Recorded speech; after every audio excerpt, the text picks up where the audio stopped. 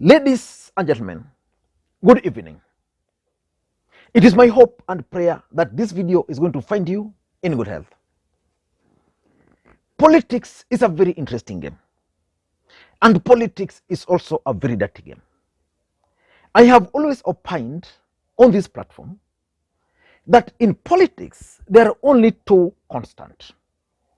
The first constant in politics is normally interest. As long as interests of person A and person B can converge, they can always work together. And that explains why, for example, President Uhuru Kenyatta and Raila Odinga were able to work again immediately after the last election, which was bitterly contested. Very few Kenyans had actually expected the president and Raila Odinga to sit together.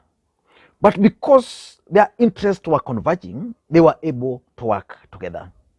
And that also explains why, for example, someone like my friend Eliud Owalo and even my friend Hassan Omar were able to work with William Samoei Ruto because they fell out with Raila Odinga, and then their interest and those of Ruto were able to converge because Raila became their enemy. That's politics. Earlier last week, there were nominations in UDA party. And in Kitutu Chache North, there were several aspirants. Actually, there were only 3 aspirants. But one gentleman, Don Bosco Gichana, was highly anticipated to win that nomination. But he was humiliated by the voters there. Don Bosco Gichana actually got 2,000, and the guy who won got 5,000. I did a separate video on that. But from all indications, Don Bosco Gichana is very bitter, very angry, and has delivered a message to the Deputy President, Dr. William Samoei Arap Ruto, through his official Twitter handle. And by the way, talking of official Twitter handle, it seems Susan Kihika has fallen out with William Ruto because of Farouk Kibet. There's something she has posted on her Twitter handle. You can go and check because I'm likely to analyze that tweet shortly.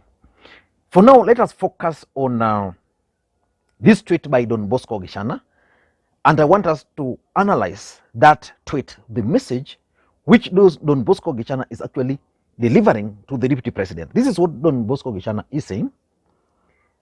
It's either the old guards in Jubilee, Kisii, are conning William Ruto. So why would Jubilee in Kisii con Ruto?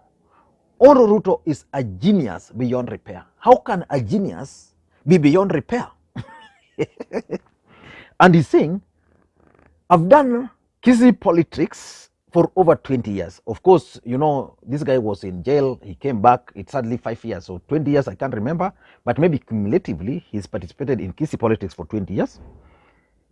I believe he's been conned to sacrifice his loyal campaigners. So he's talking of William Ruto having been conned so that he could sacrifice his loyal campaigners and loyalists.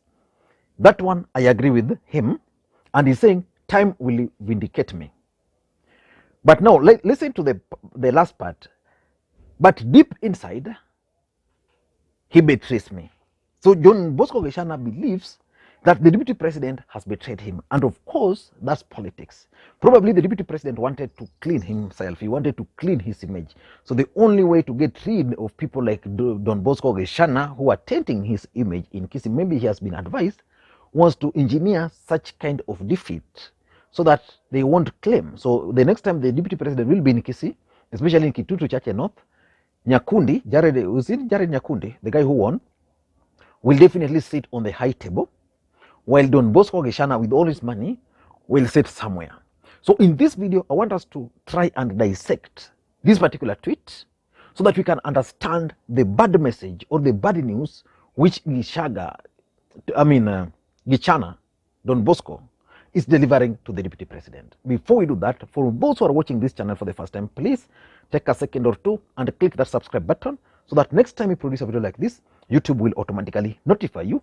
And to the subscribers, I want to continue. Thank you guys for your continued support, because without that support, the channel cannot be where it is. So I want to only make a slight request to you guys. Please, if you've watched this video up to this stage, please don't proceed before clicking that thumbs up button. So just click that thumbs up button now. You can also support this channel by clicking the subscribe button. Also, you can subscribe by clicking the join button so that you can support channel in one way or the other. $1 in a month is not asking for much. But the best way is also to share this video to your friends in WhatsApp, Facebook, and the rest. Now, let us be very brief and go back to the main subject. Why is the issue of Don Bosco Gichana significant? It is significant because Don Bosco Gichana is a close ally of the deputy president. Number two, Don Bosco Gichana has the money. Number three, in Kisii region, most senior politicians had actually ditched the deputy president. And lastly, Don Bosco Gichana was previously a close ally of Raila Odinga. So he was expected to easily win the Kitutu Chache North, but he was humiliated. But Don Bosco Gichana is not believing that he was defeated. Don Bosco Gichana believes that he was either rigged out by the system, and he also believes that the deputy president has betrayed him. The truth is, if William Ruto was issuing people with direct ticket, one person who ought to have been issued with a direct ticket was none other than Don Bosco Gichana. But he was subjected to the nomination, and of course he has been humiliated. So what message is this guy trying to send to William Ruto? The first message he's sending to the DP, let me just refer to my phone. The first message he's sending to the DP is that the DP team has been infiltrated. Let me refer what he posted. He's saying it's either the old guards in Kisii, in Jubilee Kisii, are calling William Ruto, or Ruto is just a genius beyond repair. So when he's talking of old men in Jubilee, who are these? Of course, he's referring to Junior Ngwenyi. So was Junior Ngwenyi part of the UDA nominations? I don't know. But I want to believe that if UDA conducted nominations and Gichana was defeated and he believes that the opponent did that, then that's okay. In politics, it has to be dirty sometimes, and also in politics, you must be very strategic. If Jimmy Ngwenyi, because if he won UDA, he was going to face Ngwenyi. If Jimmy Ngwenyi of Jubilee realized that Don Bosco Gichana would be a more serious opponent, the best thing he was going to do, because UDA allowed everybody to participate in their nomination, was to mobilize even the Jubilee supporters to go and vote for the opponent.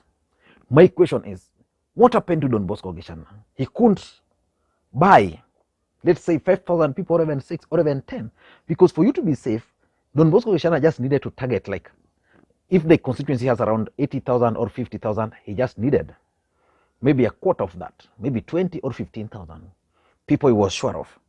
But he's now talking of Jubilee conning Ruto, not him. So, and because he's been part and parcel of Jubilee, I want to believe that whatever he's saying is true. Because if you've been following the events in Kisii, you'll realize that there's serious problems in Kisii. Anthony Kibagende, who was a youth advisor to the deputy president, was also a serious candidate in Kisii. At the last minute, decided to dump UDA party and joined ODM party. And he pointed out infiltration. He also pointed out frustration.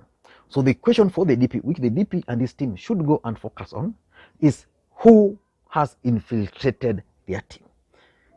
Don Bosco Gichana can't be wrong, and again, Kibagende also wrong at the same time. So there must be a problem somewhere. So that's the first thing. Number two, the second message is sending to the DP, and this the DP should take seriously, is the fact that probably someone somewhere is targeting his loyal campaigners and sacrificing them. You know, as a politician, and the person who does this so well is Raila Odinga. As a politician, sometimes there are people who support you. So you'd rather lose with them, but don't allow other people to sabotage them. During party nominations, there's clear reasons why parties normally conduct their primaries. The first reason is that through their primaries, they are able to identify their own supporters, real supporters. Also, they can use these primaries to reward loyalists. The truth under the case in point is like in Alice Wahome's case, Ndindi Nyoro's case, Rigathi Gachagua, and others. they were never subjected to nomination because they've sacrificed a lot for the DP. Don Bosco Gichana has actually sacrificed for the DP as far as Kisii politics is concerned. He would easily win the seat using any other political party.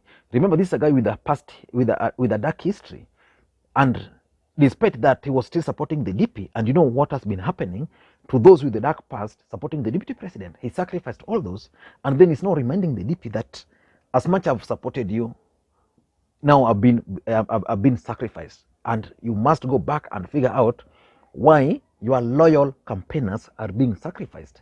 I've not really done a critical analysis on the outcome of UDA nominations in Kisii, but probably there's the truth that loyal campaigners have been sacrificed. Number 3, in my view, he's talking of William Ruto's betrayal.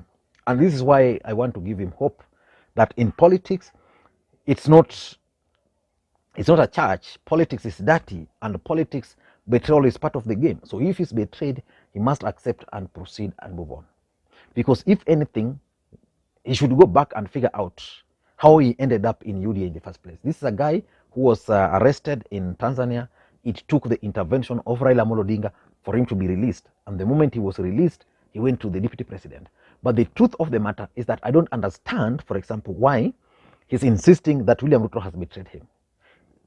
Despite the fact that the DP had the chance of, or the option of giving a direct ticket, Don Bosco Gichana had the option of winning. And the winning option to me was very straightforward and direct. Identify people who can support you, believe in your cause, then move with them.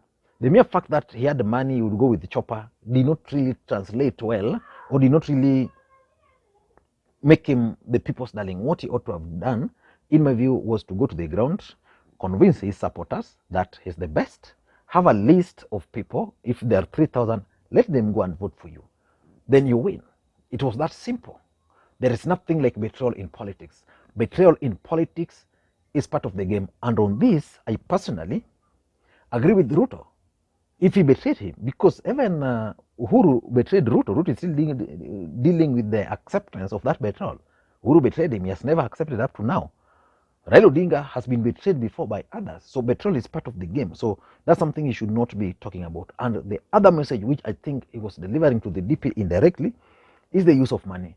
William Ruto's politics for 2017 was pegged, or has been pegged, or is being pegged on the power of money, that people can actually be bought to vote. People can actually be bought to influence their thinking. So the deputy president has used his money so well.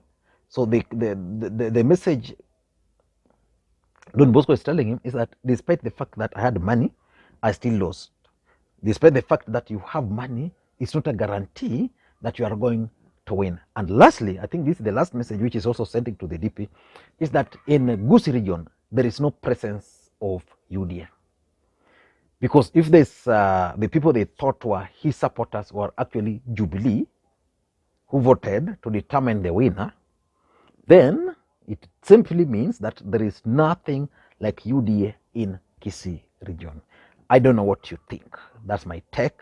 And for those watching the channel for the first time, please take a second or two, click that subscribe button so that next time we produce a video like this, YouTube will automatically notify you. And with the subscribers, I want to continue. Thank you guys for your continued support, because without that support, this channel cannot be where it is. Thank you guys, and please may you have a good day. Bye-bye.